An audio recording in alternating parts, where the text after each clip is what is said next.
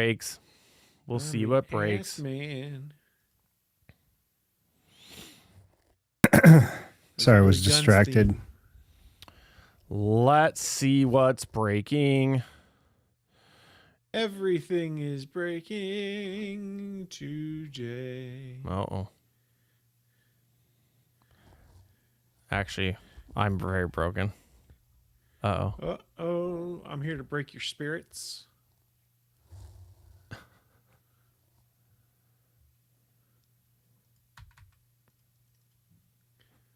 I will break your soul too. And break your spirits.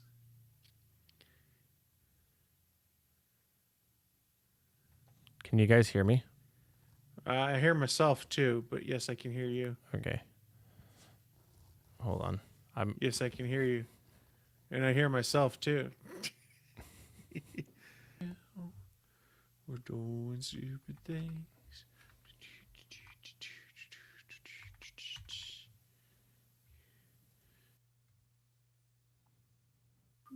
I think... I don't know where... Hold on. I don't know where I'm hearing back.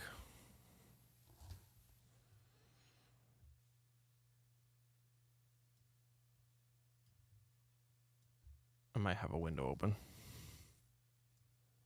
I do have a window open. There we go. Should be good now. Can you check if the YouTube is live? I will try to do that. The Twitch be live, I think. No, I can't tell. Twitch is not live. It says offline now. It tricked me. All right. YouTube. Hold My Hand started playing in the background. Now I got to watch Maverick later on tonight. It says we are live, and we are live on the YouTube.com. Hi. Yeah, I can hear myself back. Are you trying to play myself back or? I think that was Chris. It was. Okay.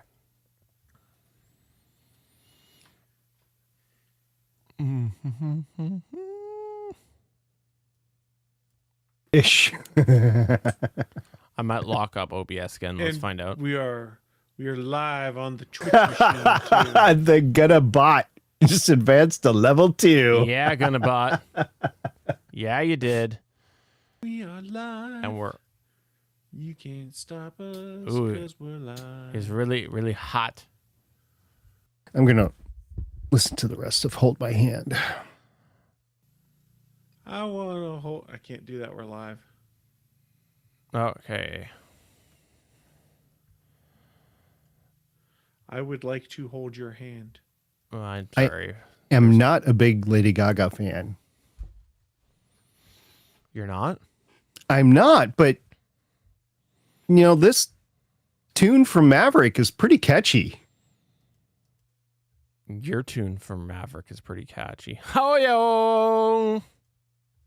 I tell you guys, my model Rocky is now at NASA headquarters in Houston. Your what?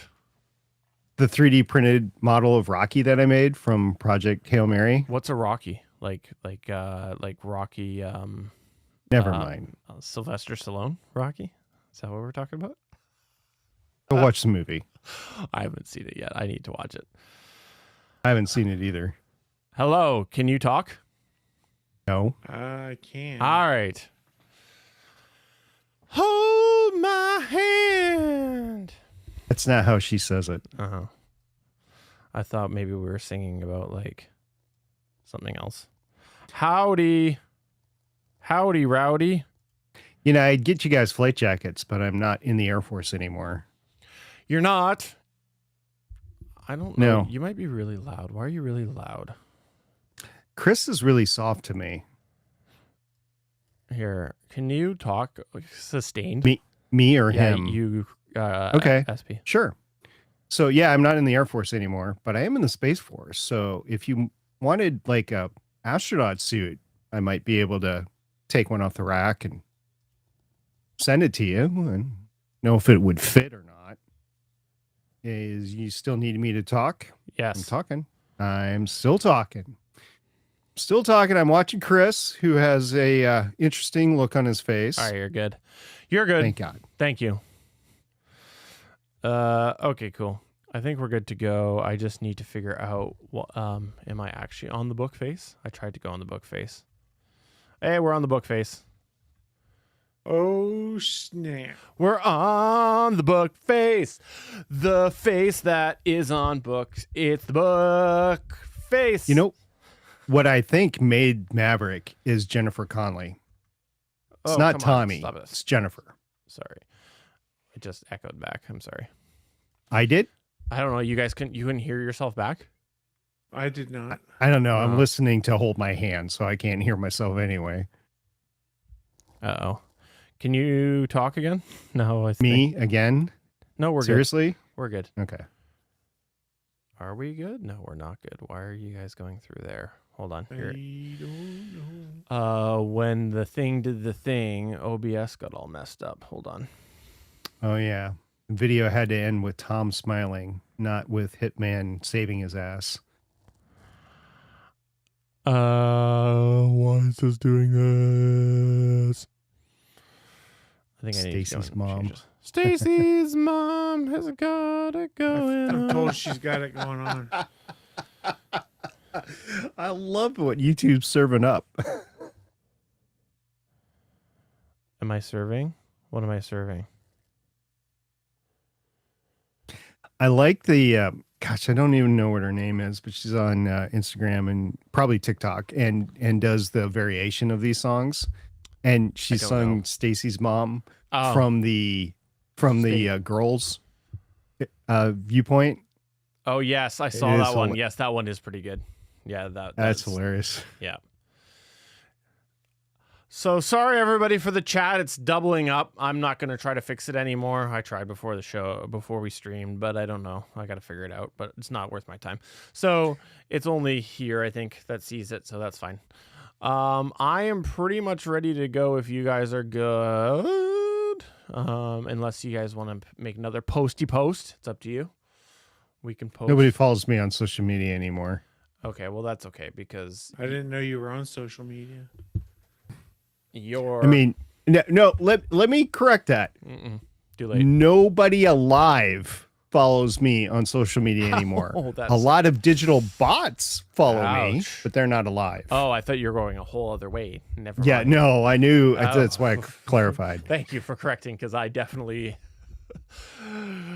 went to a dark place. And just FYI, I cannot see you. Oh, well, that's because I didn't push the button when I restarted. Sorry. That is correct. Well, I assumed it was by design. now everybody. Yeah, some so did trickery. I. Never- Until he was like, "Let's start going." I was like, "Well, You're by design. Excuse me. what? there's no design. Oh, you're an I am accident. 1,000% accident. Yeah, and mistake." Oh no. Just a little information there that there you go. Someone live follows you. Swamp Rat. I follow SPM Blue Sky. I don't remember the last time I was on Blue Sky, but I'll try to post there more often. I follow you, but you usually don't see me. I keep my distance. I use drones to follow you. I'll be honest.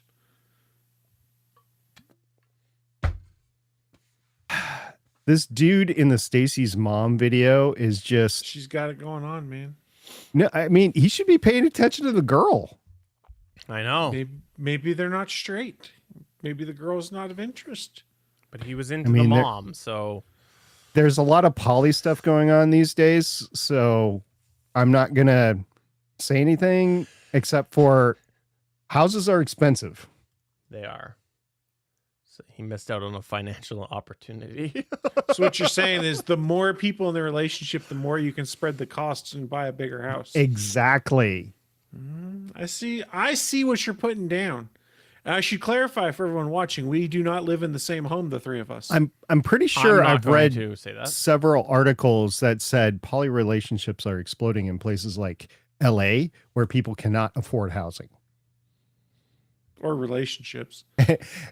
And then the next song, Eddie Money. What? We were talking about expenses, and Oh, Eddie Money that's so was the funny. next. I get it now. YouTube I is get it listening now. to me. I Anyway. see what you are putting down. All right. Well, let's do this thing.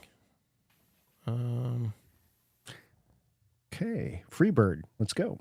Okay, good. People have complained that the hide duplicates doesn't always work. So there you go. in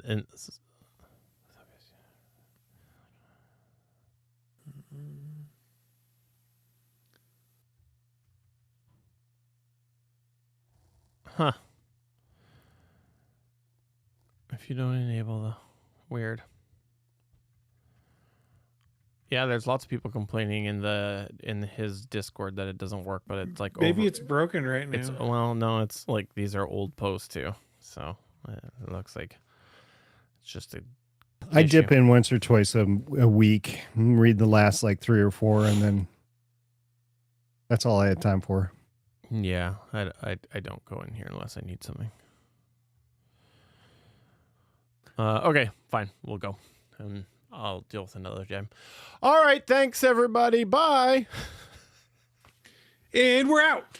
Bye, guys. Good show. See you next week. I'm Josh Liston from On the Bubble Podcast, an oral history of television fandom, part of the GonnaGeek network, just like the show you're checking out now. Shows on the network are individually owned, and opinions expressed may not reflect others. Find other awesome geeky shows at GonnaGeekNetwork.com. Did you not like me going over to you? Did you not I like was that? just telling you that the volume was going up and down, but you probably knew was that it? because you, No. yeah. It must be gating to you guys. Huh. I'm not going to try to fix it. If as long as you guys can hear and it's not echoing back to everybody. I mean, I can just worst case be like, no. This is the official GonnaGeek.com show. Here we run down the latest news and happenings in the world of geek. These are your hosts for the show, Steven, Chris, and SP.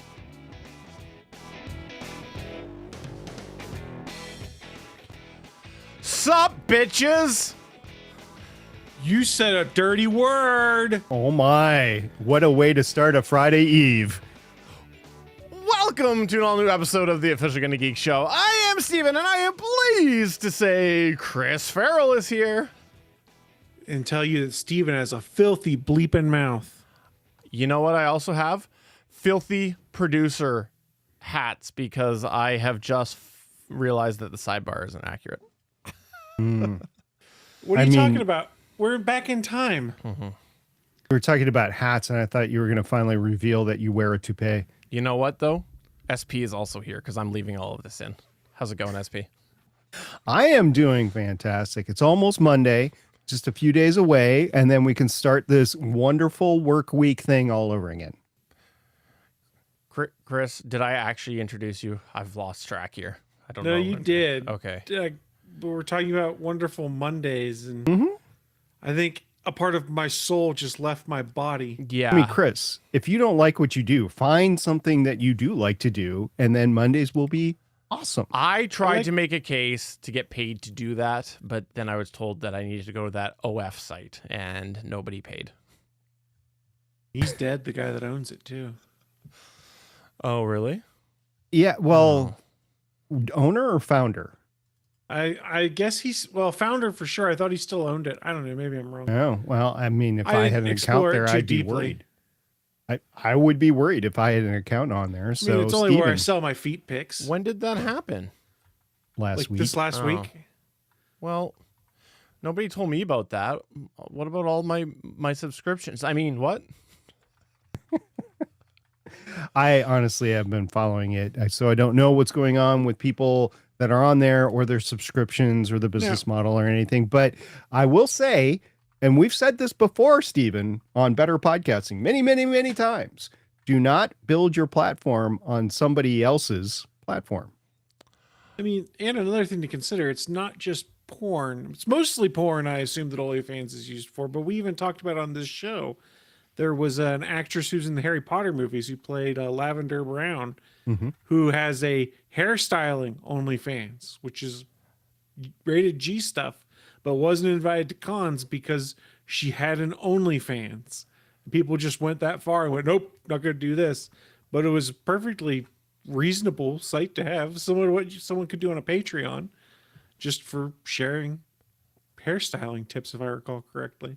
Funny enough, when I was talking about my OF, it was also about hairstyling. Just, Oh, your toupee?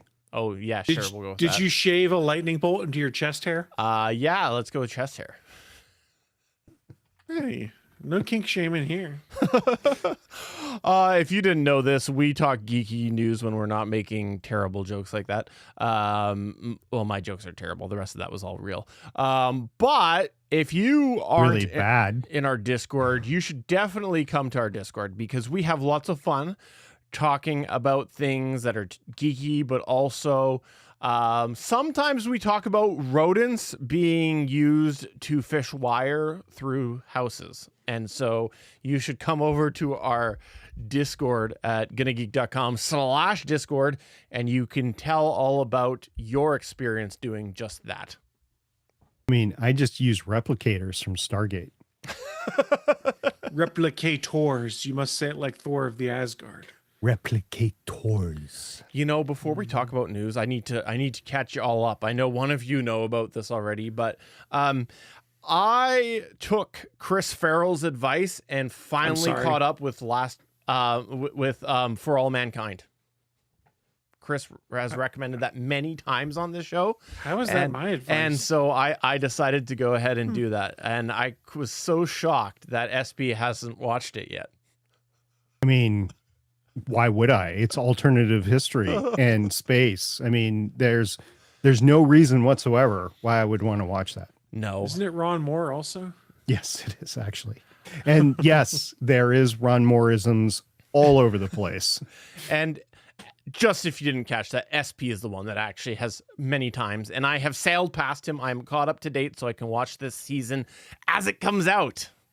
Did you hear, Stephen, that I might have been today, but just in the last couple of days, that they confirmed a 6th and final season? Okay, good, because it's definitely getting long in the tooth. So that's good. Sounds good. Sounds like a plan. I don't know. You go back keep to going. You keep going. you go back to Star Trek, right? Star Trek, the Next Generation, Voyager, DS9. They were all 7 seasons. They ended after 7, but they did make it 7. Yeah, I don't know the way that this show works season to season. It's weird to me. I liked the first season. Second season was okay. Some of the ones after that have been. Let me ask you this, because I don't know. I haven't seen the last season so far. How old is the main character in the last season that you watched? Old. He's got the prosthetics on. And then he's apparently even older this coming season. Mm-hmm. Yeah. Yeah. So I'm just surprised that he's there. And Chris could care less. I just need to watch it. I'm so behind on pretty much anything I watch. Right. fair enough. Also, apparently, I have a thick, luscious mane. I wish. No, he's saying it's a toupee. Your thick, luscious mane yes, is a toupee. It is a toupee. It's a toupee. It moves. See? Yeah. Toupee. It's made out of grizzly bear fur. That's impressed that he got himself plucked hair by hair from the grizzly. It's true. I mean, he hit it with his car first. So. Yeah. And it stood up and said, "You want to do what?" So he hit him again. Some people call it successful hunting. I call it a DUI. Let's go on to the news. Jeez.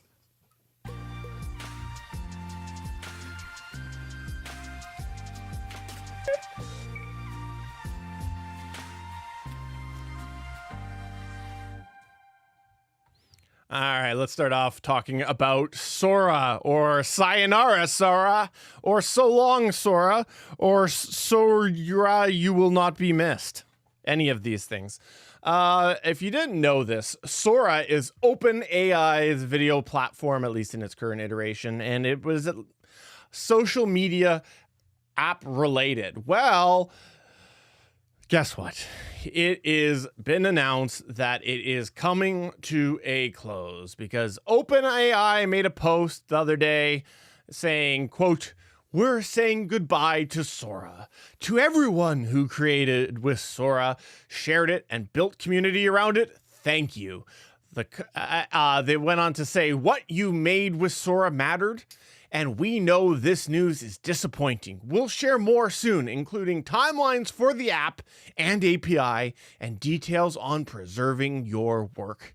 End quote. Now, if you're saying to yourself, "Steven," well, first off, that would be me talking to myself. But if you are saying to yourself, "I wish that I wasn't Steven," and hey, didn't Sora just launch in the fall? Yeah, you're right. It did. It wasn't that long ago. But Which orbit did it launch into? I think it was the third orbit around Mars. Right. Yeah.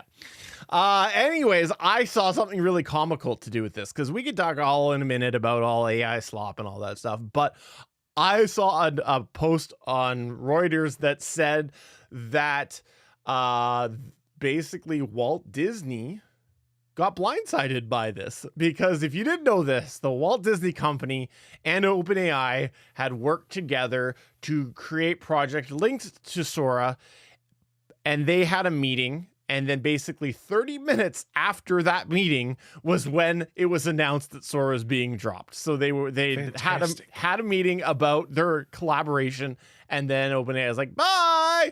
So I thought that was really funny because apparently this was like a $1 billion agreement that they had come up with before. Now, it never actually went through, so it's just being abandoned. But Walt Disney Company, if you didn't know that, had said they were going to invest in OpenAI and lend over 200 iconic characters to be used with these short AI gen videos.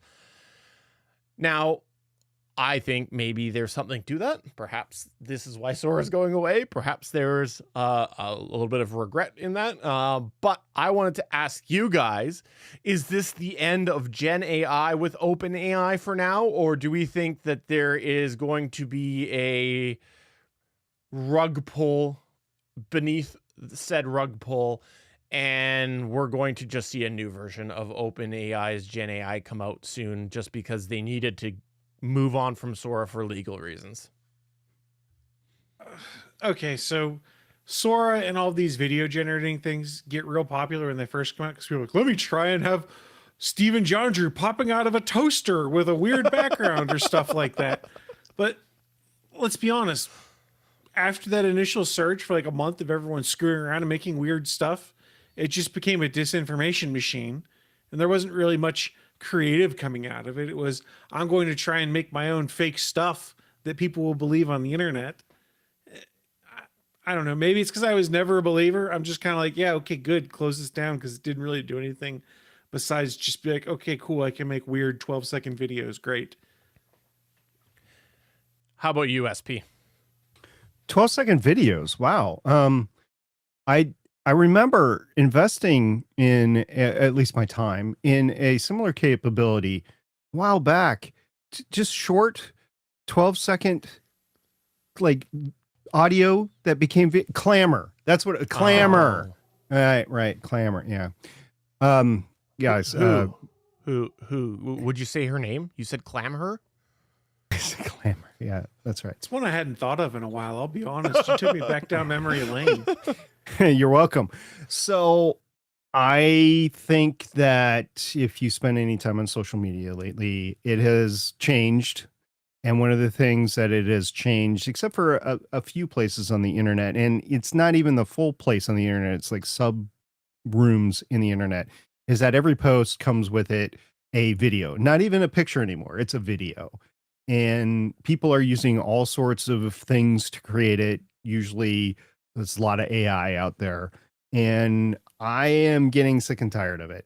So that's just me personally. I pine for the days of the old Twitter where you just had what was it, 144 characters or whatever. And you had rapid discourse that way in an open environment. That's never going to be the same because we didn't have the bots back then that we do now.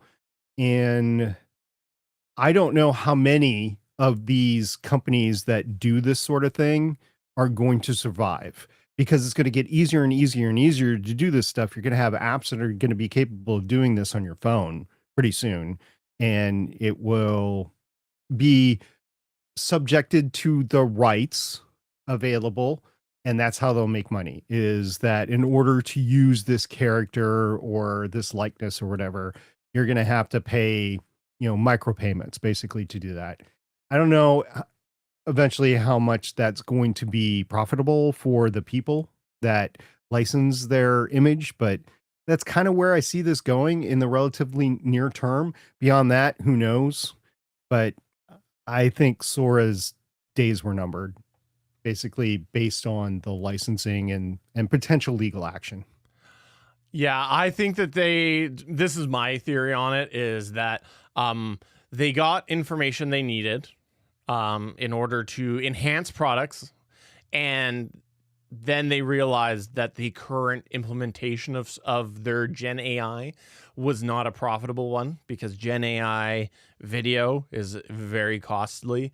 And so they need to come out with something that is different from a name recognition perspective, because if they all of a sudden went and started charging significantly more or something like that for the Sora product compared to what they launched it as, with all of this hype and with Disney involved in everything, I think that it was probably not going to be profitable for them. So I do think that we're going to see something else from OpenAI soon. I don't think Gen AI video is going away anytime soon, whether it's cost prohibitive or not. I think that there is a bigger picture to all of this. And so I think that we will see a new OpenAI product come out. I have dabbled a little bit with Sora, both just personally, but also for work. And it's crap. It's like, I thought it was supposed to be one of the better ones, but it is very finicky. They fed us a line was part of it too. A lot of it was just hype and, oh, look at all this stuff we can do. And the demos were all highly polished, highly tweaked kind of things.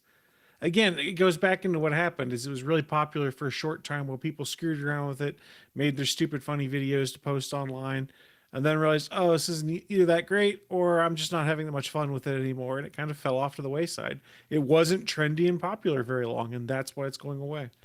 I don't know if Canada's like this, Stephen, and I'm honestly asking, but down here, it's all about data centers. Like, data centers are going in left, right, and backwards. The problem with data centers is noise, waste, and power. And that's a big thing, power.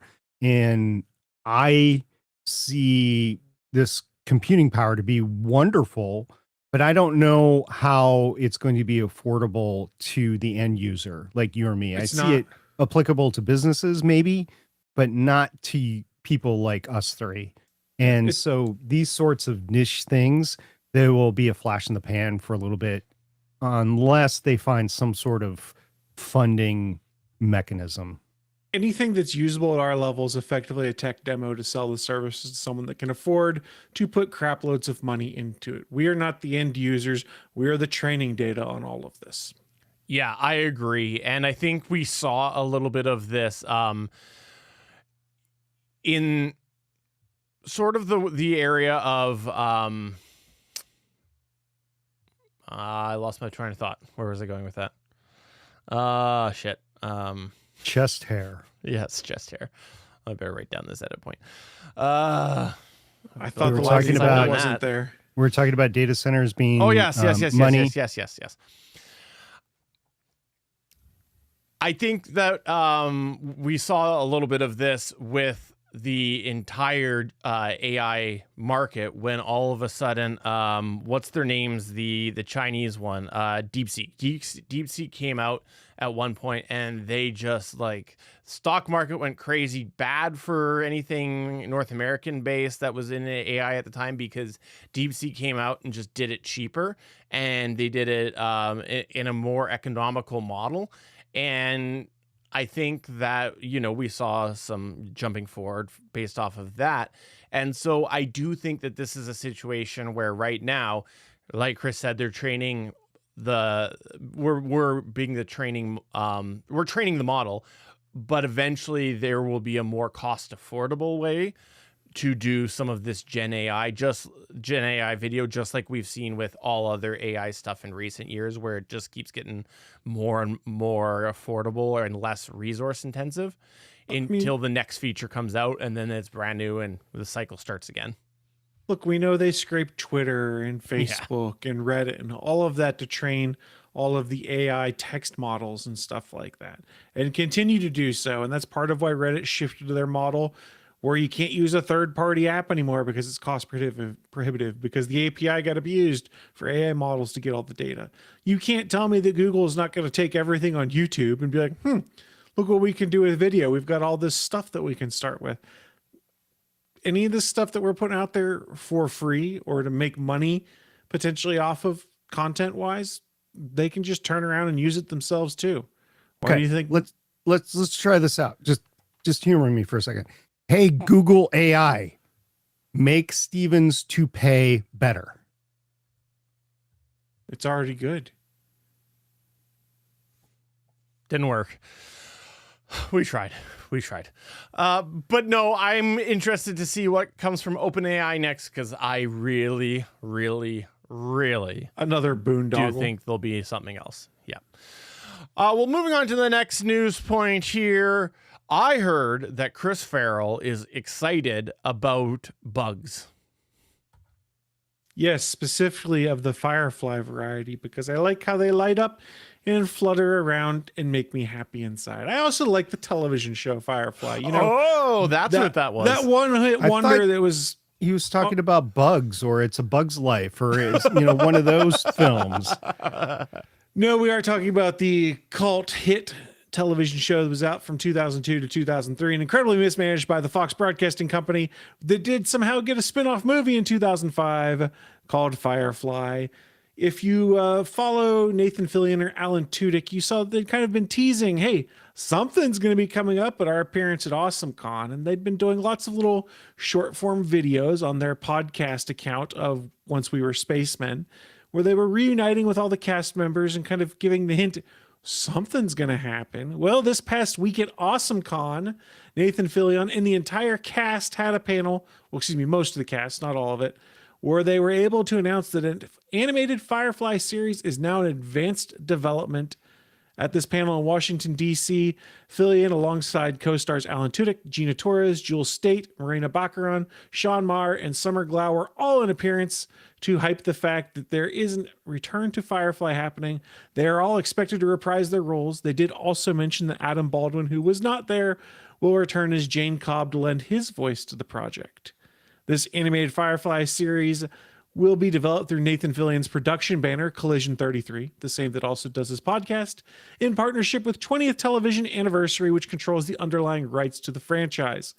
Fillion, in their announcement video, had mentioned that Disney's excited and interested. Fox is on board. He'd gotten Joss Whedon's verbal permission to continue the story. He is not attached to the story.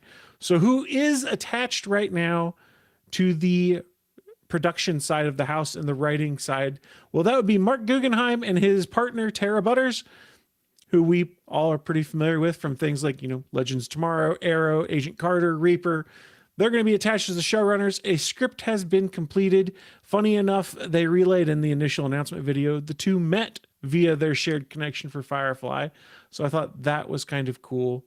Fillion did confirm that Whedon is not involved, but gave his the series' blessing. We did find out a little bit more about it, like when it's going to be set and things like that. If the series is picked up, it will be set in a timeline between the original 2002 television run and the 2005 feature film continuation. We kind of expect that, because if you did it post 2005, then why are you bringing Alan Tudyk back? Because he's really got no role at that point in time. It is expected that they will continue to expand the universe in preserving continuity and established lore. They did show off some early concept art that was developed alongside Oscar and Emmy Award-winning animation studio Shadow Machine, and have said they intend to take the fully assembled package out to buyers shortly. Now, we know that almost all of the original cast is coming back. What do I mean by almost? Well, in a new interview, Nathan Fillion did confirm that Shepard Book will be in the animated series. However, they will be replacing the actor because Ron Glass passed away in 2016, who played Shepherd Book. In the interview, Fillion said, "We're bringing back Shepherd Book for certain. Ron Glass, unfortunately, is not available. Ron once joked he didn't get a part when they were looking for a Ron Glass type, and here we are again, looking for a Ron Glass type, and it's not going to be Ron Glass." So something we never really expected to happen after the movie kind of came out, didn't make the money they expected it to continue things. Firefly kind of seemed like a product that was niche, very popular with the geek fan set, and then never progressed again. And here we are, the potential for it to return as an animated series. The key here is nothing has been signed. Nobody has greenlit for anything. We're just in the advanced production of things. So my question for you guys, it's 2026. Have we missed the boat on a Firefly reboot? Do you think it's too late? I will tell you that I've only watched 3 episodes, and I believe it's only 3 episodes. Might be less than that. I just Googled because I remember talking about it on the show. So I Googled our documents, and apparently It's like it was a quarter 3. of the run. Maybe it was less than 3. I don't know, but I don't remember anything about it. But I was told that I should. I've been told many times that I'm missing out by not continuing through. I would argue that as well, and I will purposely state that I started a rewatch right after this happened, not with my DVD or Blu-ray copies, but purposely using Hulu so that it would be added to their metrics that there was a surge in interest in people watching Firefly. Well, then I guess you should single-handedly fund it. Yeah, I ain't got that money. If Nathan Fillion doesn't have that money, how would I have that money? Guys, I don't think that the series is out of gas at all. I don't think it's trash or anything. I think the message is pretty clear for Firefly that it's safe.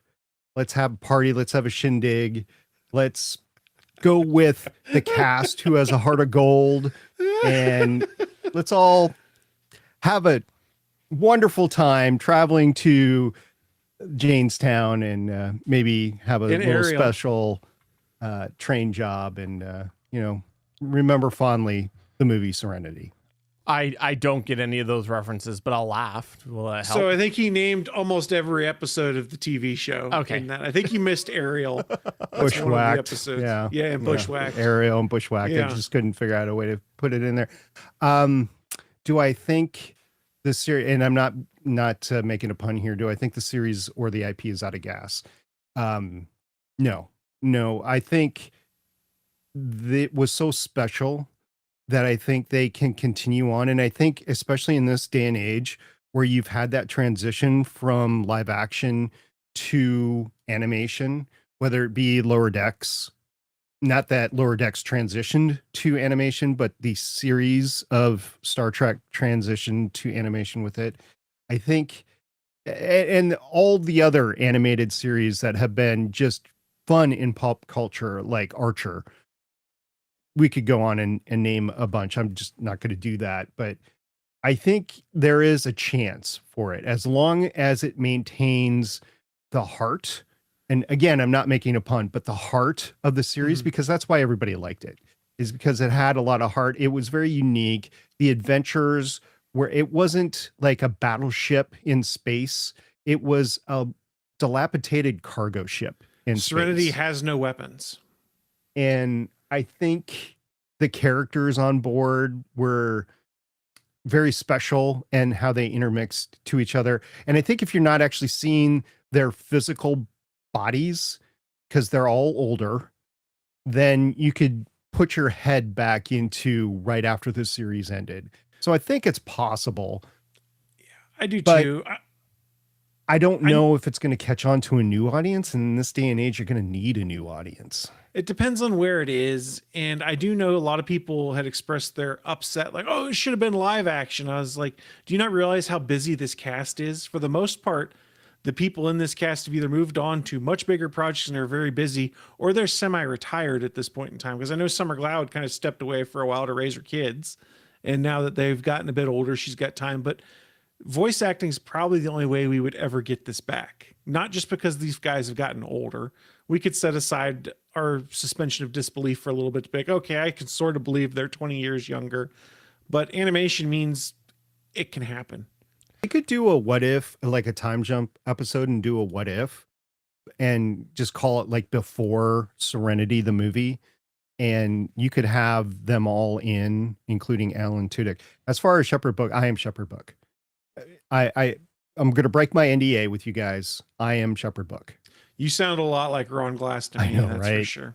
His voice is going to be very difficult to find somebody that everybody's comfortable with, but I'm sure they will be able to do it. We've seen recasting over the years for a variety of different reasons, and I see no reason why they can't try to recast him. Will there be comparisons? Of course.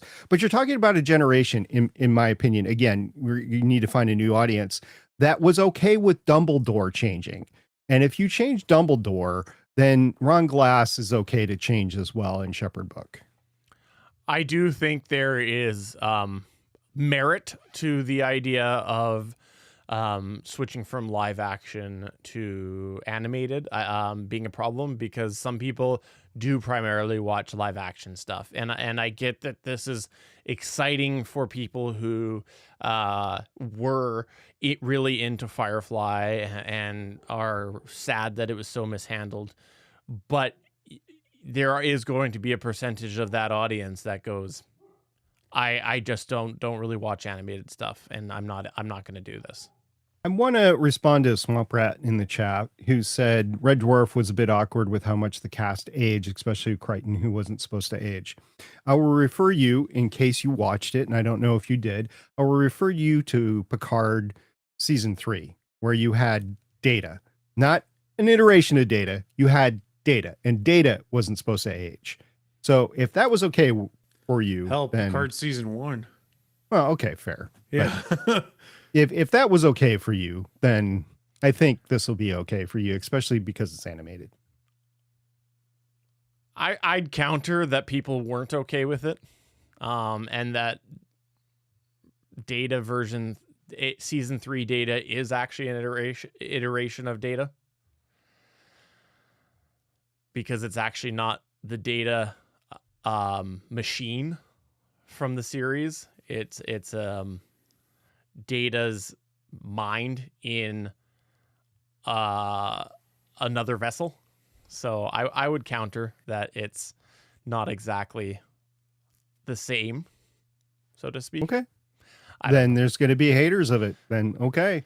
I mean, there was haters still to this day of Battlestar Galactica and the Starbuck with the gender swap. Okay. There's nothing I can do to change your mind. Yeah, I was going to say, though, but at the end of it, it just depends. Like any of these things, you have to just go, okay, how much does that bother you? How much are you willing to just go along with the ride?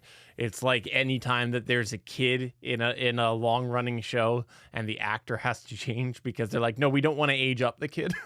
So we need a younger actor. Like, you got to go along with it if you want to enjoy the story. But there will be people, though, who don't go along with it. Or Last Man Standing. How many different character switches did we get on that? That's true. Side note, before we transition off, just since you mentioned BSG, something you guys should check out if you have the chance. Katie Sackhoff has never watched Battlestar Galactica despite starring in it. She's currently doing a series. Other things before in podcasts, but okay, I'll go with it. She's seen bits and pieces, but never sat down and watched the series. She's doing a video series right now with her husband where they go do a first watch of Battlestar. And it's really kind of fascinating, some of the stories she tells behind how a scene came together or what she was doing in that one.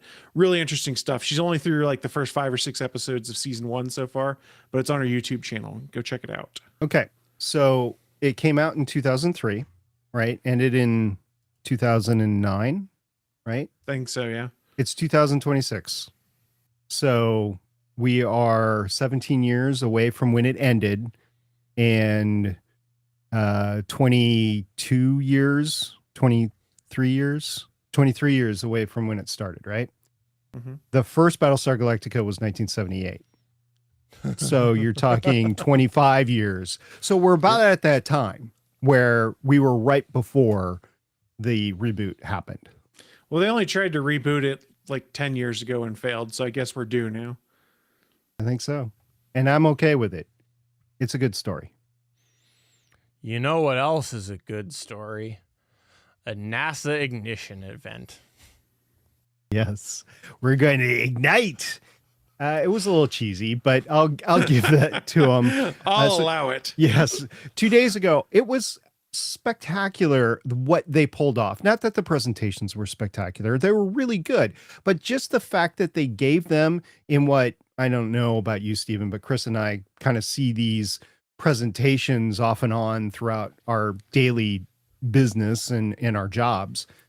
I don't know if either of you two watched any of the videos that NASA live stream of the event. I would highly recommend that you do. It could be a little bit boring for you, but it's going to be a blow by blow of what NASA's pivot into what it's going to do in the future, including the moon base, the low Earth orbit, what they're going to do for science, what they're pivoting on in terms of commercialization of space, where at the time, because of the low cost to launch that I've been talking about for a very long time in this podcast, that commercialization of space is going to be here. And while NASA is not going to be part of running an airline into space, they're going to be part of pushing those bounds of what you actually can do. And this next step is to go to the moon. We've been on this path for a while. That's why we have SLS. That's why we had Artemis 1, and that's why we have Artemis 2 on the pad right now. I'm watching it live on my screen. It was a spectacular event. They talked about Artemis 2 because it's happening in a week. We'll talk about it in a layer. It's happening in a week. And they were talking about the moon base and how they're pivoting away from Gateway, at least for now. It's not gone, but it's in jeopardy. Let's put it that way. They're diverting funds and they want to go beyond the moon. The moon is just a stepping stone. And I'm glad they're finally making it, because while we've been in low Earth orbit for decades, we haven't attempted to live on the surface of anywhere else. And they said that we are going to support low Earth orbit as well. Station, as they call it, the International Space Station, is not. It's still going to be deorbited. It's scheduled to be deorbited in 2030. I believe it'll happen about that time, because it's the risk assessment. They do an annual risk assessment of the platform, by the way. And the latest one that came out was scathing. It was like, yeah, we are due for a major mishap with the International Space Station, just due to the age of everything and the fact that it has not received the funding that you would want to do like major revisions of it while it's in space. And it's always meant to transition long time ago to other commercial space stations. So I'm okay with it going away. It is a lot of money that is spent to keep it flying. And you could use that money for other things like to go to the moon or go to Mars. And we're at that point. Let's go to the moon and go to Mars. So it's a spectacular event. It's, 2 hours, and then an hour press conference. So it's 5 hours of videos. And I know in this era of 30-second TikTok attentions, it's a bit long, but it is spectacular. If you want to learn about what we're about to do, this is great. And I think we're at a point where we've seen promises before that haven't come true. We're at a point where it's going to come true.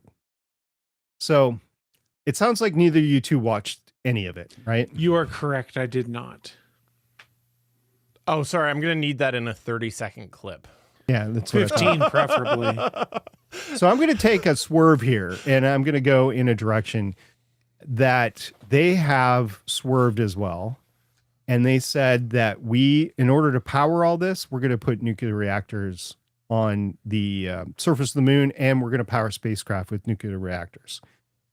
So that's a change in things. So they're just lifting right from For All Mankind. Is this just like direct lifting? Is that what's happening with this? I was going to ask you that, Stephen. I'm glad you kind of went there right away. So is this a case of life imitating art, or is this a case where it existed before, and it did way back in the 60s and 70s, of it just coming around again, as we were talking about the BSG reboots? Yeah, I tied that up nicely, didn't I? You know what? We'll wait and see. If all of a sudden the Soviet Union makes a reappearance, we'll know that it is life imitating art. Other than that, might just be, that the show was built off of realistic or things that had actually been discussed in past sciencing. Sciencey. Yeah, you're absolutely right, because it was discussed back then. The fact that the big rocket that lifted off from the ocean, that was the very beginning of season 2, right? I haven't seen that yet. Haven't seen season 2? I'm kidding. Well, the rocket that lifted off from the seabed, because it was big enough that it had just one huge engine, and you would have to do something like that in order for it to not shake itself apart, just due to the acoustics alone, much less the actual force that was coming out of it. So they took that and they actually realized it in graphics and created a moon base for it and stuff like that. So I think it's both ways there for all mankind. But this is exciting. We're due to go back to the moon in 2028. It's not that far away. Back. Air quotes. Okay. Whatever. We're due to go to the moon in 2028. And I don't know who's going to be on that first crew. It'd be kind of exciting if there was a Canadian on Steven. the crew. I'll go. That's fine. I'm good. Yeah, For all mankind, he's going. Do I sign up? Is it just like a sign up sheet? I don't know how the Canadian Astronaut Corps selects its astronauts, so it could be that simple. Like, hey, let's go down to the town hall, and you want to go to the moon? Just sign up. We'll give you a free Molson. It's made out of cheese, eh? Sounds about right, actually. I could see it. Like, hey, nobody else wants to go to you. Sure. No, I am interested to see what comes of everything. I do. I have a little reservations about the speed at which things are going to keep progressing. I know that there was a large plan that's been in the works for a bit, and we've seen a lot of movement forward in the private sector. But I do think that right now, there's a real good chance that some of these things get slowed down. So that's my fear. Can I say one last thing about this whole thing? Yes. So at the press conference again, and this might just be that I haven't been paying close attention lately, but it might be the atmosphere around NASA and the press corps. But there is an astounding lack of deference and recognition to the rank of the people that are in the government. Director, administrator, associate administrator, whatever. Like, you have some very powerful people that are up there in a press conference, and you have an astoundingly young press corps that are asking questions. And I'm not talking about like mainstream people, because you don't have that coming from like NBC or ABC or whatever. You had somebody from AP News that I don't know what her name is, but she has underwhelmed me with her questions.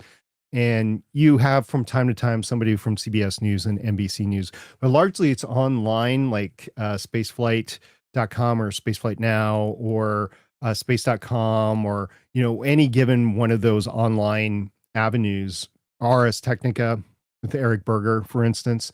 And some of them are asking decent questions, but some of them are like, man, you could be a better journalist here. Aside from that, what it bugs me is that they're not being deferential to the rank of the people that they're talking to. They're like, hey, Jarrett, hey, Ahmet, you know, they're calling it by their first names and stuff. I'm like, Yeah, I think those days are gone now. to be deferential to the rank of the position. Yeah. And I In think today's world, yeah. I think that if they want to get better access over time, the people that are respected are going to get more question time. That's just my opinion. I suspect that there's not a lot of people who are in those positions with any large amount of dedicated time spent towards the space sector. It was basically non-existent for how long? And so you got people now. I'm guessing this isn't their preferred field in journalism. They probably have other preferences. And so I suspect that that's probably the case, that when they set out to be a journalist, they probably weren't planning on being the NASA correspondent. And some of them aren't just, shouldn't use the word journalist, is my guess as well. But I just think that, a lot of the people didn't grow up in the time where they saw all the hubbub to do with the space sector, because it just wasn't a thing for so long, for decades. I don't know. I'll agree. I don't think we've seen this sort of excitement really since the beginning of the shuttle program. And that was the early 80s. And we're like 40, 45 years from that now. The other thing that comes to my mind as well is that all of the excitement that really came in recent years, or the majority of it, came out of SpaceX, a private sector where you didn't have these different positions. And so I wonder if maybe that's something to do with it as well, is that their first level of exposure was with a private company where it's like, oh, Elon's there. I call him Elon. I mean, I have never met anybody that would call him Mr. Musk. Never mind. All right, moving on to I was going to make a Musk joke. I know, right? And I thought of that before I said it. But you're absolutely right, because everybody just calls him Elon. Nobody calls him Mr. Musk. Yeah. Well, maybe with time they'll start to show. I hope so, because Administrator Isaacman, as I will call him, has a phenomenal presence. And I don't think NASA has seen his sort of leadership since the Apollo program. All right, well, moving on to the next news point here.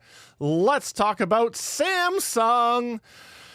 I don't know if you knew about this, but Samsung has its own browser. If you've used a Samsung device before, you might be familiar with this. For a long time, you would head on over to your brand new Samsung phone and you would see a button that said Intranet.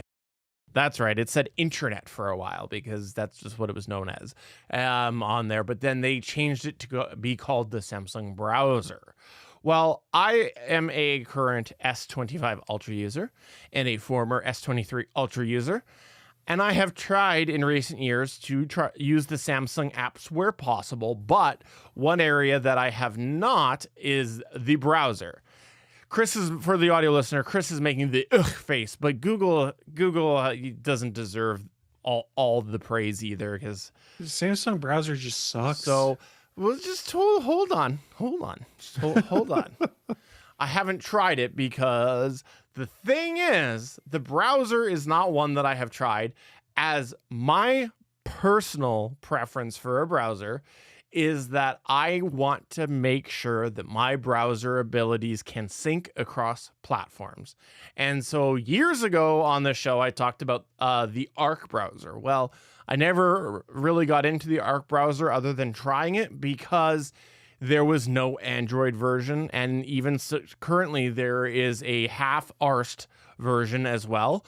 And nice so word choice. I want to have my browser sync over. Well, Samsung has its browser on the phone, and for a long time that was only it.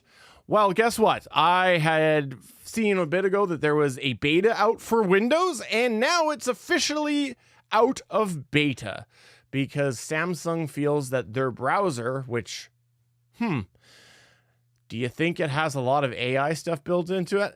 Is needed to be across more than just their phone platform. So now you can get the Samsung browser on Windows. I will say, in reviewing some of the features, it actually looked like it could be pretty handy. One of the things that I saw in there that I thought was really neat is if you opened up a bunch of tabs, you could basically go in and query the information. So that way you weren't having to go back and forth between the tabs. You could just conversationally ask for the summary of the information. So that way you're not having to do that whole cross-tab review thing that I infamously do. It's probably one of the reasons why I always like to have more RAM. But there's no Mac version, so I'm not going to try it in either. It's just not going to happen unless there was a Mac version for me to get in and try. And then, yes, I would give it a solid go and see what it was all about. But Samsung seems to think that there needed to be a Windows version, and now it's out of beta. I will not poo-poo your because I suspect you've tried it, and I have not tried it. So I will. It's been I will many defer to you. years, but I mean, it's been many years, but I've kind of despised it when I had Samsung phones because it seemed not as good. It never ran as fast. It was clunky. The Chrome browser was just better. And similarly, it was a pain in the butt because if I wanted to do something on my computer, it's not like I could just open up my history and pull what I'd done on my phone or send a tab to my computer or anything like that. It was a completely different environment. You could sort of get it by having your Google account logged in and get history that way. But it just, I don't know, it felt second rate to me. Maybe they've made it better. I guess a Windows app is a way to try and get more people to use it. But I can tell you, while I myself am considering different browsers and stuff all the time, I don't think the Samsung Windows app, or if I was using Windows stuff that often, would be near the top of my list. I'd be looking at things like Opera or Vivaldi or going back to Firefox. Just hell, maybe even Safari. Sort it alphabetically, and it'll be at the top of your list. So I wanted to ask you, and you did touch on this a little bit. Do you guys use any of the browser sync features between your desktop/laptop browser and your mobile, whether it's phone or tablet? And also, would you consider ever splitting that experience if one browser was only available on one of those places, but it really offered some really good features? So I'll start just because I sort of touched on it. I don't know that I necessarily use sync, but I use the ability within the Chrome browser to basically be like, hey, send this tab to my phone or send this tab to my tablet and stuff like that all the time. And I do also go into the history and be like, I know I saw something on my phone and I can't remember what it was. And I'll pull out my tablet and go into my shared history across my account to go and find some stuff. And I will admit that back in the day, before we had this syncing capability built into the browsers, I did have a browser extension that I think I learned about either on Tech TV or in the early days of Twit that allowed me to sync browser sessions and tabs across PCs back in the day. And I did use that for a long time when I was in school to basically ensure that I always had the same set of tabs opened across. But I don't know. I'm at the point now where like I'm kind of just used to Chrome and I haven't found a compelling reason to move away, and all of my data is there. I don't have to move passwords. I don't need to move payment options. It just works on everything I have. I don't have a compelling reason to move. Maybe I would dabble with something else if there's some interesting feature sets. I've kind of looked out there and seen, oh, this browser's kind of interesting. Maybe I should mess with it. And then I realize, oh, wait, 90% of my computing that I don't do for work is on my tablet or my phone. Yeah, I use Firefox. That's where I've landed right now for the majority of things. With that said, there are some quirks that continue to happen. I actually do use all three in some ability. Not all three. The three main ones that we talk about: Firefox, Chrome, and Edge. In the chat, we do have Vivaldi being talked about. I have been interested a little bit about that, but I am trying to Google what the current run of browser uses are, or the top browser uses are, because I know Vivaldi's been around for a little while, and I've heard some more mixed things in recent, but I still think I want to give it a try. I think you're going to go for the ultimate blasphemy and be running an Android phone, a Mac computer, and Edge browser. I did that for a while. I did actually. And the mobile app irritated me. So I don't mind Edge on a PC. Edge on a mobile app I didn't care for very Yeah. much is what it came down to when I played with it. Me too. Because I use Edge at work all the time. I forget to use Chrome there because everything loads in Edge default. And how about USP? I assume that you mostly just print out the HTML code and then just review it that way. I've been using Netscape since 1995. Awesome. Now, I am looking at the Arc in the browser store right now or the Microsoft store, and it's got 4.2 stars. And it says a fast, private, and secure browser that doesn't meet your needs, that doesn't just meet your needs, it anticipates them. And it's right next to Brave. Well, just to be clear, I mentioned Arc while I was talking about that. That was a different browser. This is not the Samsung one. You should look for the Samsung browser. It is not here. Oh, I did to... Samsung browser, and it gives Mozilla Firefox and Galaxy Buds, Browser Plus Pro, X Browser, Brave Browser, CCleaner, O Browser. So yeah, it's not in the store that I have available to me right now. And I did just update before we went live. Well, and I thought it was delaying us. But anyway, if you go to browser.samsung.com, there's a button there that says get the app on Windows PC, and it must be an actual app because when I click it on my Mac, nothing happens right now. So they must have it, but they probably just have done something very Samsung-y and not properly rolled it out. Yeah, that's fair. Or called it something like Buds or something. I still remember when I went to Podcast Movement in, 2021 in Nashville, and I went to their party that they had at, I don't remember the club. It was really stupid. You know, Nashville has all the country singers and everything and it was just like bebopping, modern music. And I was like, this is okay, whatever, how to blasphemy this club. But I did sit next to the podcast guy from Samsung. Mm-hmm. And I actually had his card all this time. And then I believe sometime like 9 to 12 months ago, Samsung canceled all their podcasts and fired everybody in the division and everything. So the guy is not there anymore. That's for sure. Wait, but how long ago did you say? It's 2021. But you said they closed it when? I don't know. I want to say a year ago, but I'm old, so that could have been 3 years ago for all I know. Apparently, they announced it in November 2024. All right, so yeah, it's pretty close to a year ago. I'll give you it. I'll give you it this time. Close enough. Okay. Yeah. So Samsung, they're hanging on to different things, and I think if they really want to make a splash, they would market their Note 7 to militia.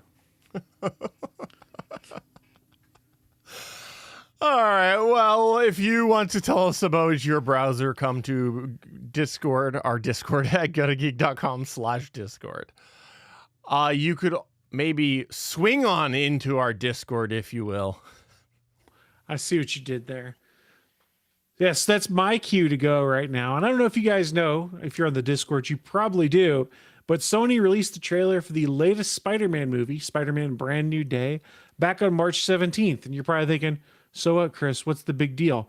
Well, in 4 days, that trailer hit 1 billion views. This is the first film trailer ever to surpass the 1 billion view mark, and it's currently sitting at 1.1 billion views as of the time of this recording. So lots of interest, lots of buzz. Just diving deeper into the metrics a little bit, within 24 hours of release, the trailer raked in 718.6 million views, making it the biggest trailer launch ever for any movie or video game. That includes GTA 6. After 8 hours of its release, and I think it was released at like 7 a.m. Eastern time, it had 373 million views worldwide, already enough to make movie history, beating out Deadpool and Wolverine, which had 365 million views after 24 hours. I think we see now why Sony has no interest in giving or selling back the rights of Spider-Man to Disney/Marvel. But yeah, ridiculous numbers for this trailer. I think it goes to show there's a lot of excitement. We left the previous trilogy on kind of an interesting cliffhanger note to see how things were going to continue. And I will say that I'm pretty interested in seeing where it goes and have watched this trailer multiple times and was quite excited by it. So my question for you guys, both Steven and SP and our chat room, Hey, did you guys watch the trailer? And if you did, was it more than once? I'm gonna need that in a 30-second clip. Sorry. Did you watch the trailer and was it more than once? No, I have not Sub watched 30 it. seconds. I have not watched You it. have not No, watched I wanted it, the so you- trailer in 30 seconds, just to be clear. I wanted that thought done you in meant 30 my seconds. commentary, No. so I was confused. Just watch it on a browser that you can speed it up. Just go like 5x. I have to admit, I am excited for this because I've been very happy about Spider-Man as it has been in current form. I don't remember much about the last Spider-Man. I mean, the key there, and the trailer kind of highlights it, is that everyone forgot who Peter is, Oh, okay. including his friends, Right. because of Doctor Strange's spell. That's right. He did the little time travel thing. That was So that the multiverse didn't Yeah. collapse. That's right. Huh. I might have to go refresh myself. I don't remember. But that's like most of this current state of anything Marvel related right now. To be honest, this seems to be kind of set up as a good jumping on point for people who may or may not have watched much of the stuff before. But again, it's a trailer, so who really knows? But it seems like it's kind of the beginning of new stuff, with the references being, hey, these are my friends. They don't know who I am. And they kind of explained it away in the trailer. Okay. So I will watch it at some point, and I will report back. But I will, in the meantime, defer to SP, who I heard is the biggest Spider-Man fan on this podcast. So I don't know if I mentioned it to you guys before. I might not have. I did a podcast on Marvel called Legends of S.H.I.E.L.D. from 2014 to 2025. So 11 years. What was it called? Legends of S.H.I.E.L.D. Legends of Batman. I've heard Yeah. I've heard of an urban legend about that, but I thought that's all it was. So I podcasted on Marvel Oh, and Spider-Man huh. before. You should have mentioned this sooner. Yeah, I know. I'm sorry. I just kept forgetting for years to tell you guys. I have not watched this trailer at all. I also have a question for you, Chris. Is that, yes, all these views are amazing, but how many do you think are bots?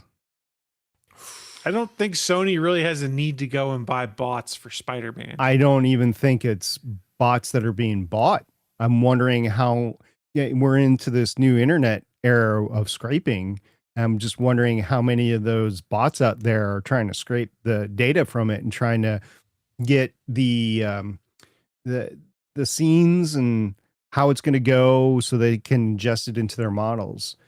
I'm not saying that it hasn't been watched a lot. I don't but know I'm what the wondering value what is in that, but percentage fair of point. that is bots. Yeah. So just throwing it out there. As far as the Spider-Man movie, Chris, I know you're a huge Spider-Man fan, and it sounds like this is going to be a good deal. I'm a little burned out on Marvel. No duh. But I might go see it, or I might wait till it's streaming on Disney Plus or whatever and grab a watch. Me getting to a movie theater these days is pretty tough just because of timing and because of enjoyment and all that stuff. So I might be waiting until it comes home, unless you come back and say it's like the best thing ever. And I will know that even though you're a fan, you're not going to BS me. So I might go see it. I have high hopes. The same director who did Shang-Chi is doing this movie, and they brought in Jackie Chan's stunt team to do a bunch of the fighting and stunt work and stuff like that. So it looks like it should be pretty cool. There are bits and pieces of that movie, like the bus scene, for instance, that are both very entertaining. And on the other hand, it's like, that is not real whatsoever, but it is a superhero movie. So you got to go with it. So I don't know. I don't know how I feel about that. I'm just thinking of the fact that we're talking about realism when it's a Right. radioactive spider that caused I mean, this. it happens. You put a nuclear reactor on the moon, Fair you're enough. going to get Spider-Man. Fair enough. Perfect. That's why I'm going to be the next Canadian astronaut. Don't you know? Yay, you could be Spider-Man if you go up there. He's I going can to see turn these into conversations happening in Canadian bars. Really? He's You gonna could be- be a Canadian astronaut, dude. He's going to be Moose Man. He's going to get bit by a radioactive moose. I know you're disappointed that the Canadian national team didn't win the hockey tournament, but you could go be a Canadian national team up on the moon and be Spider-Man. I'm disappointed too, Steven. It's okay. You do a better Canadian accent than I do. I am from Minnesota, so it's close. Basically the same thing. Yeah. Well, I will watch it because I am looking forward to the next iteration. Spider-Man is one of the only things that, and I might be in the same situation as SP. I might wait until it's at home, but it's one of the only things right now in the Marvel universe that I actually am like, I want to watch it at some point. So let's go on to the last news point here, which is a bit of a rundown of points, but I called it Artemis 2 on the sidebar because I was quickly typing it in at the beginning of the show here. But I know you actually wanted to talk about Artemis 2, Starship Flight 12, and New Glenn. I gave you the title. I even bolded it and put it in red. Oh, he wanted me. Sorry, the title was supposed to be No Earlier Than. That's right. Okay. Why are we calling it No Earlier Than? Because that's what all these launch dates are. No earlier than. Oh. I thought you just liked nets. Oh, Yeah. are we watching that Sandra Bullock movie, The Net? The net. I haven't seen that in ages. I should go back and I watch it. watched that like a year or two ago. It does not hold up. No. We have a trio of big launches coming up, guys, and I know you're probably not as excited as me, but I know the general public is getting more and more excited about this sort of stuff as humans start to look at traveling beyond Earth at this point in time. The first one is Artemis 2. We've been talking about it for a while. It had to go back into the VAB and get fixed, the interstage. There was no platform out on the launch pad to go fix it, so they had to bring it back. And while it was back, they did other maintenance, and then they changed out the flight termination system batteries and everything. Interestingly enough, even though it probably could go into May, NASA is not talking about a May launch date. They are really firm on the window of launch dates that they can do in April. And the first one opens up, and it's not an April Fool's joke. It opens up on April 1st at about 6:40 p.m., 6:45 p.m., something like that, Eastern time. So, Stephen, that'll be at the tail end of your workday. And that is when we are going to send 3 astronauts and a Canadian astronaut around the moon for the first time. It's actually pretty exciting. I know I've joked about killing a Canadian astronaut before, and that's probably in bad taste in retrospect, but this will be the first time that a non-American, a Canadian, gets to see the other side of the moon. I mean, seriously, it's a big feat that we're going to pull off here. Sorry, I'm just trying to unwind or unravel the intersection of what really happened versus For All Mankind timeline. It's all, yeah, I know, it's all right? mixed up right now. I know. I started watching it with my dad the last time I was up in Minnesota, and they were like, "So this is a series?" I'm like, "Yeah." This didn't happen. I'm like, no, it didn't. It's called an alternative history. 'Cause they hadn't seen like Man in the High Castle or what is it, 11, 12, 22, 63 or anything like that. So I'm like, yeah, this is not what happened, but it's a what if. What if Soviet Union made it to the moon first? And then how did the United States respond? Interestingly enough, in that, Stephen, I don't think in that mindset, and I haven't made it really beyond season 2, you don't get other countries. So you don't get like the Artemis Accords that are going on right now, right? You don't get those Canadians or Australians or British or whoever on board the space program in For All Mankind. Did I get that right, or am I wrong there? There's a little dabbling. Okay, a little dabbling, but not anything big or anything like that. I'll just say there's a little dabbling and leave it at that. Okay. So I'll have to watch it and find out. But I know for a fact that all these countries that I just mentioned are trying to put launch sites in their countries. Like even Canada, you've got an operational spaceport. and we talked about it before in the podcast. And Yeah, Great when they Britain's doing the renovated same that thing. Tim Hortons, man, that was the talk of the town. I was talking about that with somebody earlier on this week. We were driving around my town and we went right back my Tim Hortons, and I go, I actually have a Tim Hortons that's closer to me than Steven does, and he lives in Canada. So, and I know we talked about it on the podcast before, but that just came up. Anyway, so Artemis 2 is going to launch no earlier than 1 April. SpaceX is getting ready to launch Flight 12. It'll be the first launch of version 3 booster, version 3 ship on the new launch mount in, get ready, Boca Chica. Oh yeah. There you go. Drink. Boca Chica, Boca Chica, Boca Chica. So it's not called Boca Chica anymore. It's called Starbase USA. They legitimately changed their name, but they're going to launch. And I'm looking at that launch mount live too right now as the sun sets in Texas. And it's beautiful. They've done a full deluge test. They put the booster on it. They've tested out their ground equipment. The booster test fired for a brief moment. They pulled it back in. It only had 10 or 12 of its 33 engines, and they're going to put the rest of the engines on, and they're going to bring it out, and it's going to be spectacular. Now, that launch is going to be no earlier than April at this point in time, and as we record this, March 26th, probably towards the end of April at the earliest, maybe May, we will see. But that is coming up, and that's going to be amazing to figure out if it's going to work or not. And if it doesn't work, there is a lot of money being spent on facilities being built, both at Starbase USA and at Cape Canaveral, and several, not just one, but like 8 launch sites at Cape Canaveral. It is going to be amazing. So if this rocket has problems, then SpaceX has major problems, because they're spending more money in getting the launch infrastructure put together than they are the launcher right now. So I don't know. We'll see how that goes. And then Blue Origin with their new Glenn rocket, that is listed as a launch no earlier than March. They could roll that thing out and launch it in a matter of days. They've had 2 successful launches, 1 successful recovery at this point in time. So they are getting that launch cadence up and running. The important part, again, for human spaceflight with New Glenn is the fact that you can put the Orion space capsule, which is the one that's meant to go to the moon, you can put that on top of it instead of SLS. And SLS is not very reusable. You're talking about a launch cadence right now of every 3 years. That's not good. They're trying to make it faster. Administrator Isaacman is trying to make it faster with 1 launch this year, 2 launches the next year, and then 2 possible launches in 2028.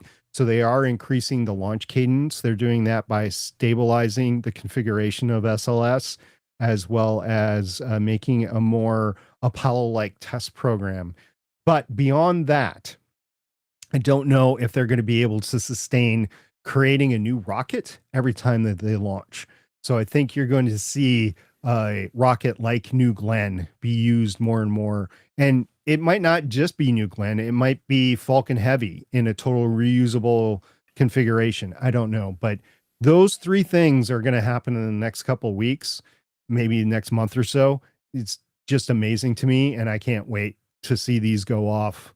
I know I've been talking about Artemis 2 for several months, because it was originally supposed to be January, and it slipped now to April, but I think we're closer to the launch now than we were a few months ago. It's going to be fun. I know you guys might not be as following it as closely as I am. To be honest with you, I'm a few weeks behind in my total coverage, but I have been paying attention to where the rockets actually are. And yeah, it's going to be a fun few weeks here watching all these big boys fly. I'm just curious, how come the dates aren't being pushed up from the ones that were announced? Because you told me I should call this segment no earlier then. I now see why Canada doesn't have its robust own space program. Okay. Check. Figure that out. I am excited about all this stuff here. It'll be interesting to see what comes of it all. I do think that there is lots of things that you have kept us informed of that I can't wait to actually see come to fruition. And lastly, before we go, we got a few extra news points here that I know, SP, I think you were wanting to talk about. The first being that Chuck Norris has departed. Yeah, he's just gone somewhere else to take care of things. I mean, somebody else needed him, and he decided to, go that other place. My Chuck Norris experience was primarily bits on Conan O'Brien, on Late Night with Conan O'Brien. That was primarily my exposure to Chuck Norris. The Chuck Norris lever. The first Chuck Norris film that I remember seeing wasn't Delta Force. It was Invasion USA. That was in my mind as the original Chuck Norris experience. And I think it came available on YouTube a few months ago or something like that. And I rewatched it. I'm like, oh my gosh, what a bad movie this was. But as a young adult watching it when it came out, I was like, oh, this is great. And you saw the twin Uzis and, took care of those nasty Cubans and stuff like that. And I never really saw Delta Force until right after that, because YouTube then recommended, hey, want to watch Delta Force? I'm like, okay. It was the first time I watched Delta Force. I'm like, okay, I can see this as a better adventure, action film than Invasion USA, but it still was not a great film. The other thing you wanted to talk about was Starfleet Academy. I do. I wanted to get you guys' takes. So Starfleet Academy came out, even though they filmed season 2, they did not renew it for season 3. They decided we're going to shut this down. Now, I don't know if either of you two have watched the first season. I have. I podcasted on all of it. Unfortunately, I haven't been able to edit the last 3 episodes. They will be coming out, by the way. I just wanted to get your guys' take on it, and I can say a few words after that. Go ahead, Chris. You start. I was going to let you go. Oh, well then I will go. I will only go. You always defer and let me go first. I wanted you to have the chance to shoot your shot. I was going to let you go first because you started first, and then your chattery in the Discord server got me into it. Chris, are you sure you're not Canadian? I've seen a bunch of apologies and no, you go first. Look, no, man, you go first. I made it very clear who I was rooting for in the hockey game. You did. You did. I lost my preferences. For now, in another 4 years, you'll win. But I cannot root against Sidney Crosby. It's that simple. All right. So I overall actually found it to be quite enjoyable. I would say that out of the recent Star Trek series that have come out, Picard included, I would put this up there. I think Strange New Worlds would get the first slot, and this would get the second slot out of the recent series. Recent series, are you talking about New Trek? I would actually, sorry, I was thinking live action. No, this would be number 3. Lower Decks would probably get number 1. And then Strange New Worlds would get 2, and then this would get 3. But I found it actually quite enjoyable, even if it was a little teen drama-y. But come on, you guys did podcast on a CW TV show for a while, so it's true. That's nothing new to us. But I quite enjoyed it. I thought that it was good, and I thought that this was the right sort of vessel to tell the futuristic story. Still had problems with all sorts of premise of the burn and all that, but I thought that this was a much better vessel than the Discovery series to tell that story. So as someone who didn't watch Discovery, I did not find that a barrier to entry and starting, because they were able to explain enough of what the burn was. I think it got unfairly crapped on, in part because there are some people that have decided anything new Trek is automatically the devil because it's not what they grew up with and they can't adjust to it. And that's fine. They can have that opinion.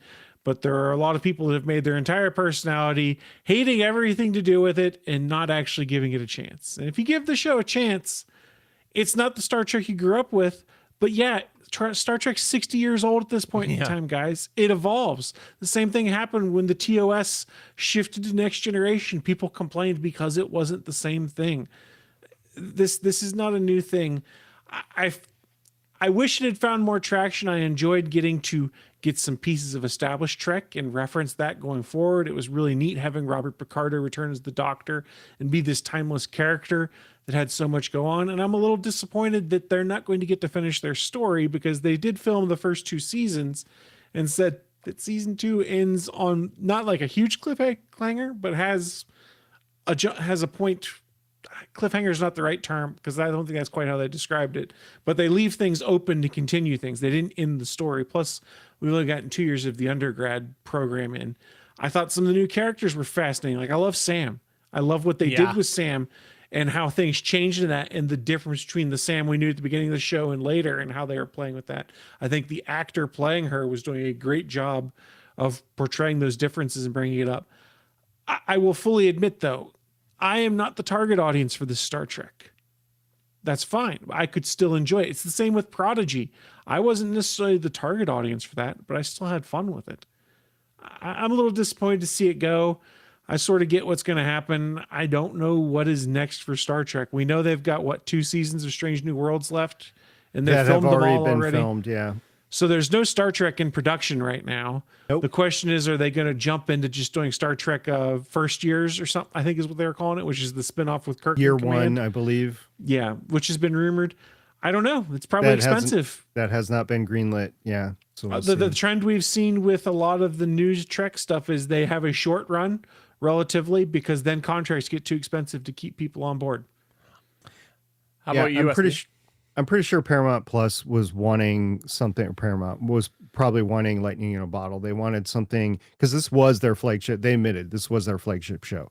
They wanted something that would be the Landman, or you pick the blockbuster series. They wanted something like that, and this just was not that.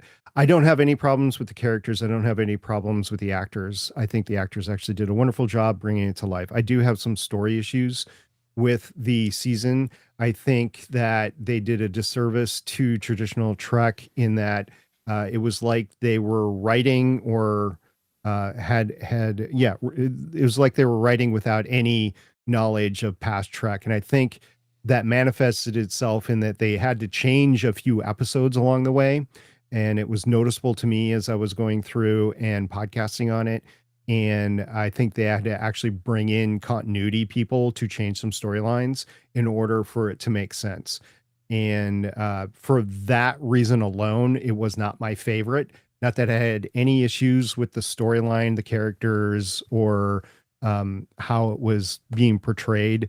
I actually liked what they did with one of the most lightning rod characters in the new Trek issues, Tilly.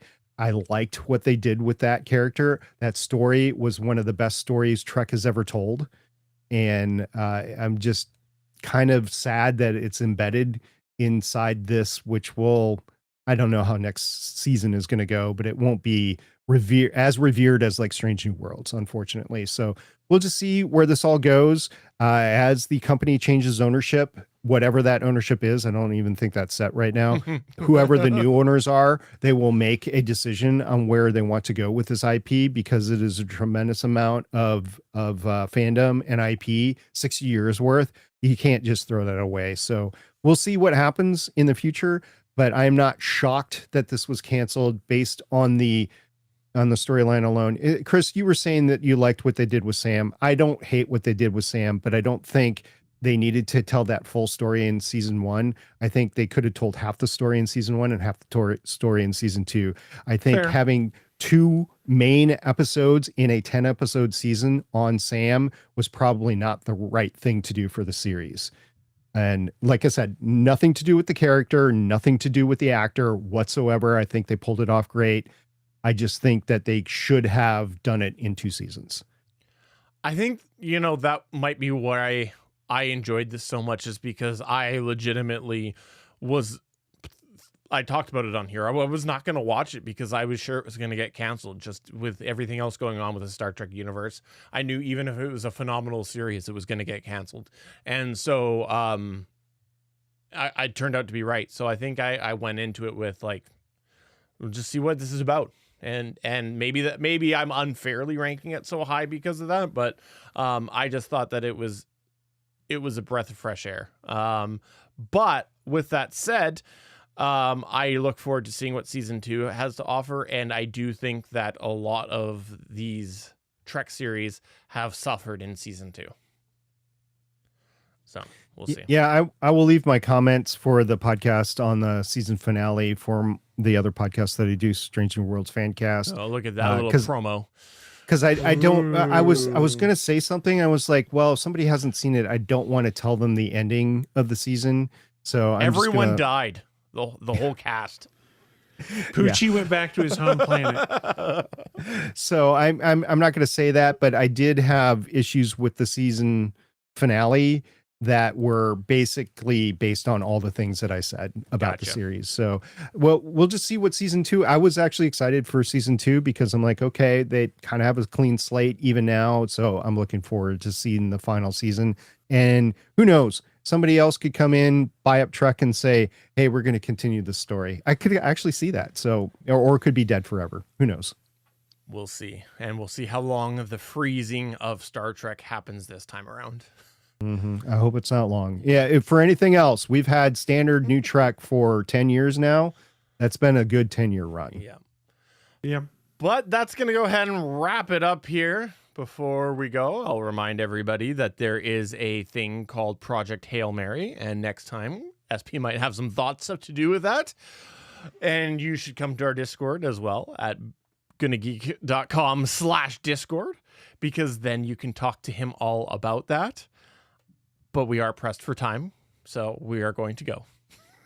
Awkward ending. It's a podcast. We're not pressed for time. What we are doing is trying to save SP's electronics from a major electronic storm that's about to hit me in about 5 minutes. Kaboom! So, on that note, for episode number 426 of the Official GonnaGeek Show, I'm Steven saying, you know what? Sometimes you just got to produce the show as sloppy as you can.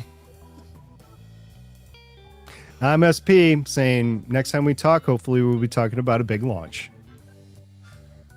I got nothing witty. I'm sorry. Just kaboom. Kaboom! Kaboom! Bye. See you everybody next time. Bye.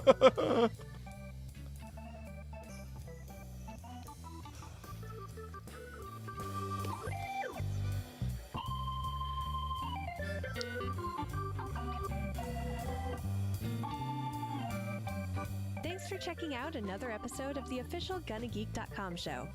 If you like the show, please give us a 5-star review in Apple Podcasts or a thumbs up on YouTube. You can always join us for our live recording sessions at www.geeks.live. And remember, you can find our full back catalog at GonnaGeek.com/show. If you're itching for more geeky content, check out other shows on GonnaGeekNetwork.com. Voice work was by Emily Prokop of The Story Behind podcast. See you back again next show.